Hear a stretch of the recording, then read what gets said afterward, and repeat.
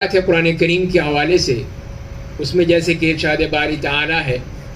لو انزلنا هذا القرآن على جبل لرأيته خاشعا متصدعا من خشية اللہ، یہ فرمایا کہ اگر ہم یہ قرآن کریم نازل کرتے کسی پہاڑ پر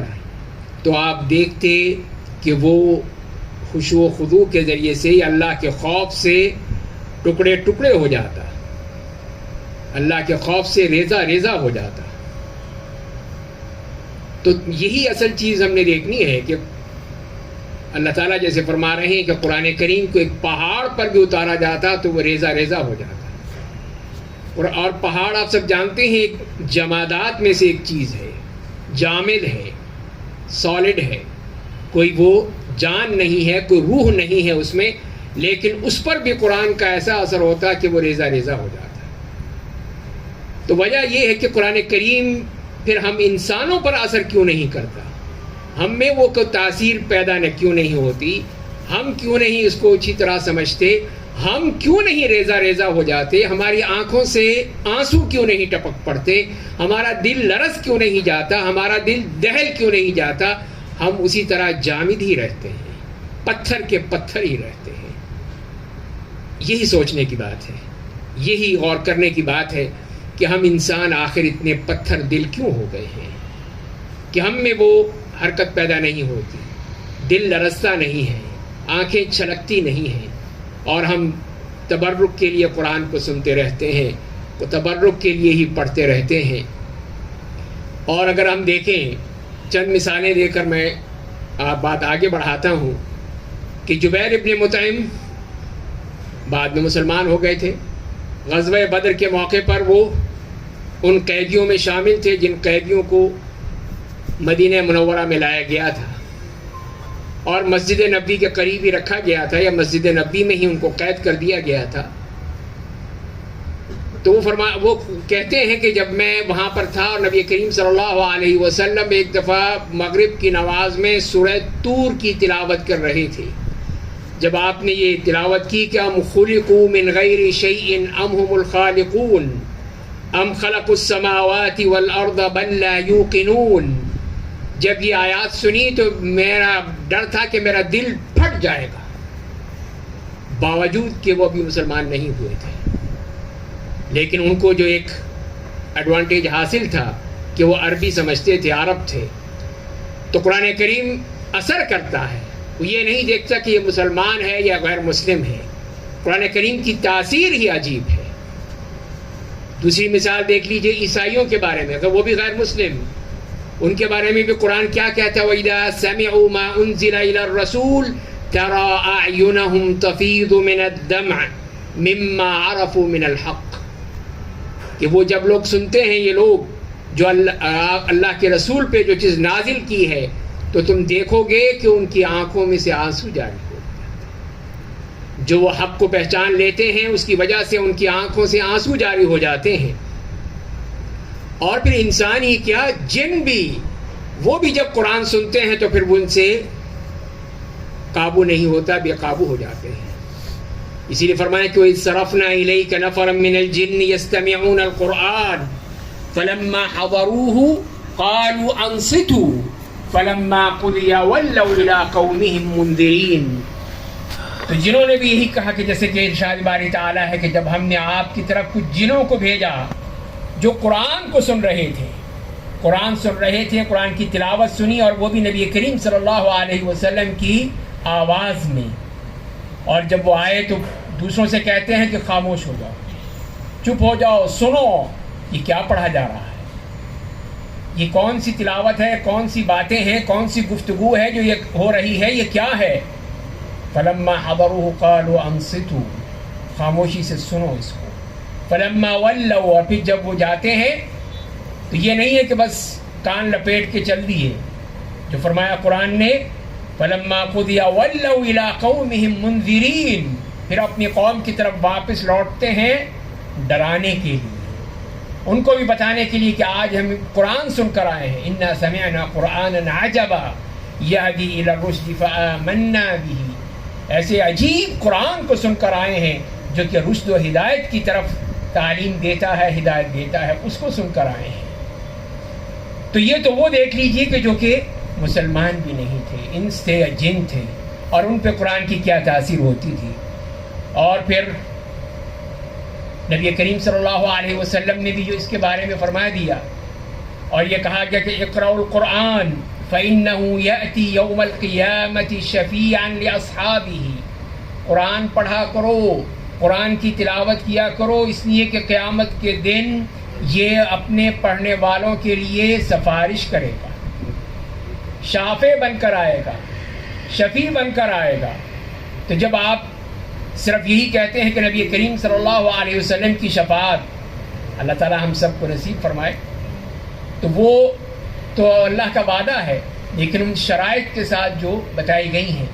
لیکن اس کے ساتھ ساتھ آپ کو قرآن کی سفارش مل رہی ہے، قرآن کی شفاعت مل رہی ہے۔ اس سے بڑھ کر آپ کے لیے کون سی سفارش ہو سکتی ہے کہ قرآن خود آپ کی سفارش کرے۔ اور پھر اسی طرح ایک اور حدیث میں فرمایا کہ یقال لصاحب القرآن، قرآن پڑھنے والے سے کہا جائے گا کہ اقرأ ورتقی ورتل، کہ پڑھتے جاؤ اور چڑھتے جاؤ، تلاوت کرتے جاؤ، جیسے کہ تم دنیا میں تلاوت کیا کرتے تھے، دنیا میں پڑھا کرتے تھے۔ خاص طور پہ حافظ قرآن، اس کے لیے کتنی بڑی بشارت ہے، کتنا بڑا اللہ تعالیٰ کی طرف سے اس کے لیے خوشخبری ہے۔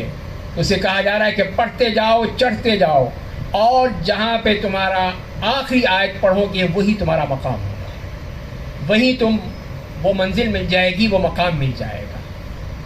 تو قرآن کو پڑھنے کے لیے کہا گیا۔ اور پھر نبی کریم صلی اللہ علیہ وسلم کا جو طریقہ تھا کہ آپ کس طرح ٹھہر ٹھہر کر تدبر کے ساتھ، غور و فکر کے ساتھ پڑھا کرتے تھے۔ جہاں پہ کوئی بھی جہنم کی بات آئی اللہ سے پناہ مانگتے تھے، جہاں رحمت کی بات آئی دعا کرتے تھے، جہاں تسبیح کے لیے کہا گیا وہاں سبحان اللہ کہتے تھے۔ تو یہی تو غور و فکر ہے، یہی تو تدبر ہے، یہی تو بہترین سننا ہے کہ ہم قرآن کو اس طرح سنیں جیسے کہ ہمیں سننے کا کہا گیا ہے۔ اس طرح نہیں کہ صرف ہمارے دل غافل ہوں، دل کسی اور چیز کی طرف ہو، قرآن پڑھا جا رہا ہو لیکن ہم اس کے سننے کے روادار نہ ہوں، جبکہ ہم سے کہا یہی کہ اذا قرئ القرآن فاستمعوا له وانصتوا لعلکم ترحمون، تاکہ تم پر رحم کیا جائے۔ تو اگر ہم سنیں گے تبھی تو رحم ہوگا، جب ہم سنیں گے ہی نہیں تو پھر رحم کہاں سے آئے گا، اللہ کی رحمتیں کیسے ملیں گی؟ یہی ہمیں سوچنے کی بات ہے۔ اور ابن مسعود رضی اللہ تعالیٰ عنہ فرماتے ہیں کہ نبی کریم صلی اللہ علیہ وسلم کے ساتھ ایک دفعہ میں کھڑا ہو گیا نماز کے لیے، تو آپ نماز پڑھے، سورہ بقرہ شروع کی، پڑھتے چلے گئے، اس کے بعد سورہ آل عمران شروع کر دی، وہ پڑھتے چلے گئے، تہجد تھی، قیام اللیل۔ اب میں گھبرا گیا، کیا کروں؟ کئی دفعہ خیال ہوا کہ نکل جاؤں، لیکن آپ قرآن پڑھتے چلے جا رہے ہیں، پڑھتے چلے جا رہے ہیں۔ تو یہ تھا کہ آپ کے وہ پڑھنے کا انداز بھی بتاتے ہیں، جیسے میں نے عرض کیا کہ ہر آیت پہ ٹھہر کر اس کے بارے میں غور و فکر کر کے۔ اور ایک اور آیت کے بارے میں فرماتے ہیں حضرت ابو ذر رضی اللہ تعالیٰ عنہ کہ ایک آیت آپ نے، وہ ایسی آیت جو ساری رات پڑھتے رہے۔ یہ تھا تدبر کا حال کہ وہ آیت جس میں فرمایا گیا وَإِن تُعَذِّبْهُمْ فَإِنَّهُمْ عِبَادُكَ وَإِن تَغْفِرْ لَهُمْ فَإِنَّكَ أَنْتَ الْعَزِيزُ الْحَكِيمُ۔ یہ سورہ مائدہ کی جو آخر میں آتی ہیں آیات کہ حضرت عیسیٰ علیہ السلام نے یہی کہا تھا اپنے رب سے کہ اللہ اگر تو ان کو عذاب دے تو تیرے ہی تو بندے ہیں، تیرے ہی بندے ہیں۔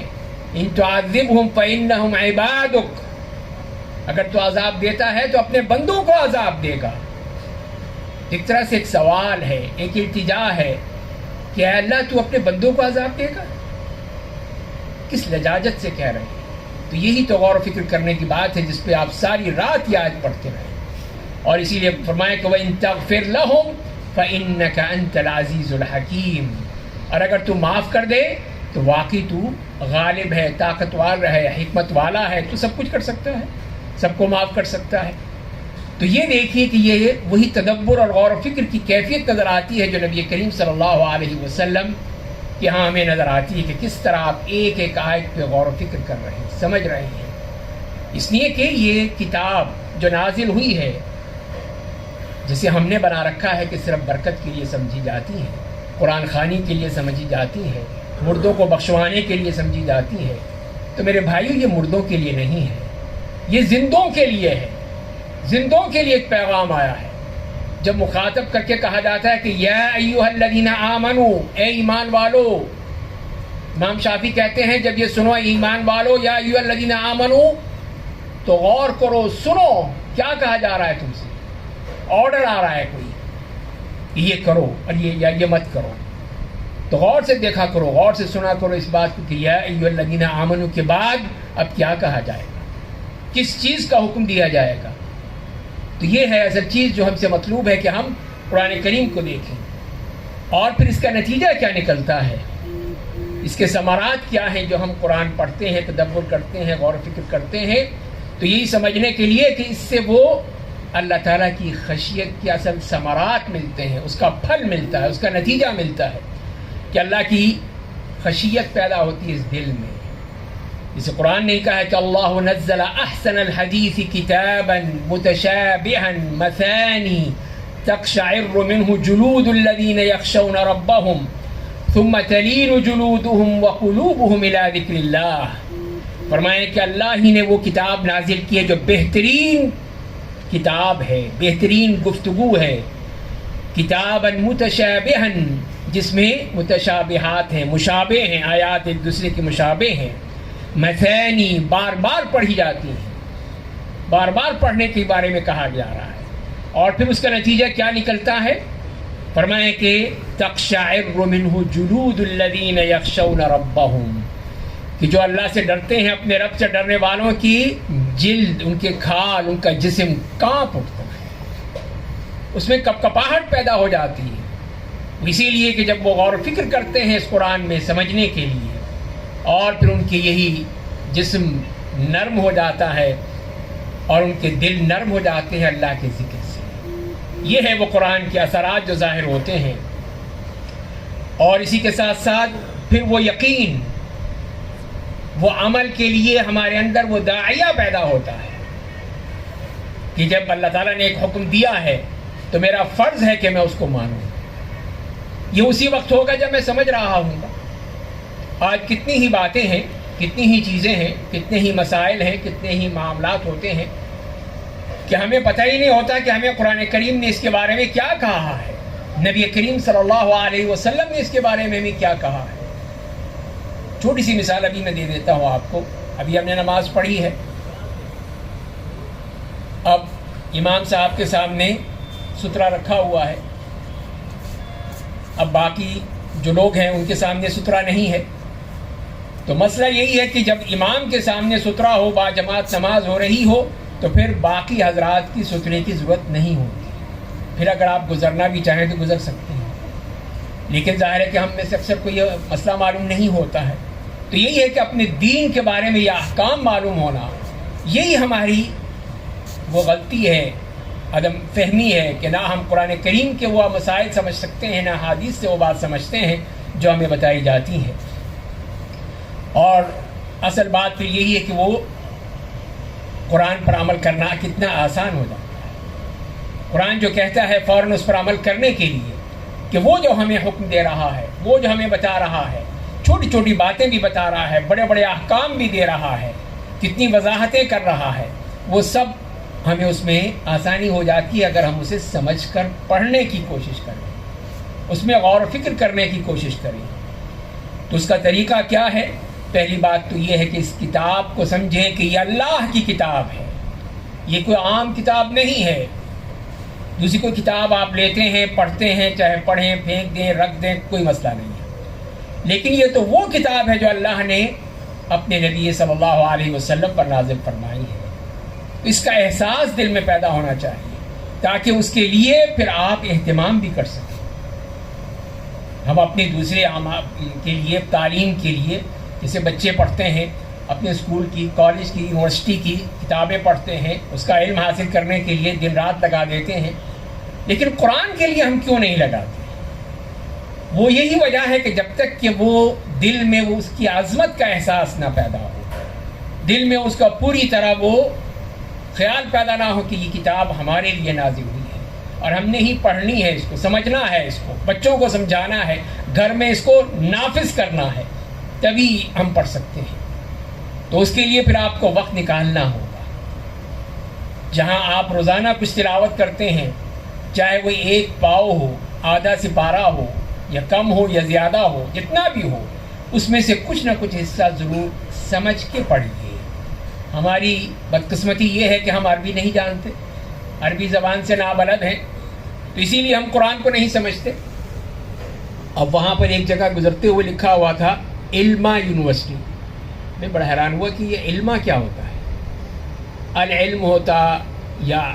علم یونیورسٹی ہوتا یا کچھ اور ہوتا۔ پھر غور کیا، نیچے لکھا ہوا ہے ربی زدنی علما، تو وہ علما سے وہ علما یونیورسٹی بن گئی۔ تو کوئی پڑھے لکھے ہوں گے، لیکن بات ہو رہی ہے ان کی، سمجھ میں آ رہا ہے کہ شاید بہت ہی جاہل لوگ ہیں جن کو یہ بھی نہیں پتا کہ اس کا مفہوم کس طرح ہے یا کس طرح اس کو استعمال کیا جانا چاہیے۔ تو یہی ہے کہ ہم اس طرح نابلد ہیں، نہ قرآن کریم سے بھی اور اس کی آیات سے بھی، اس کے احکام سے بھی۔ اسی کے لیے پھر آپ کو وقت نکالنا ہو، جتنا آپ نکالیں گے تبھی اس کی بات بنے گی۔ اور پھر جہاں تک کہ عمل کی بات ہے، تو قرآن کریم کی ہر چیز، ہر حکم کے بارے میں جب تک کہ آپ نہیں پڑھ لیں گے، اس کو عمل کرنے کی کوشش نہیں کریں گے، بات نہیں بنے گی۔ جیسے کہ صحابہ کرام کہتے ہیں کہ ہم نبی کریم صلی اللہ علیہ وسلم سے 10 آیات سیکھا کرتے تھے، 10 آیات سے، اور پھر پہلے اس کو یاد کرتے تھے، زبانی یاد کرتے، ان کو سمجھنے کی کوشش کرتے، اور پھر عمل کرنے کی کوشش کرتے، پھر عمل کرنے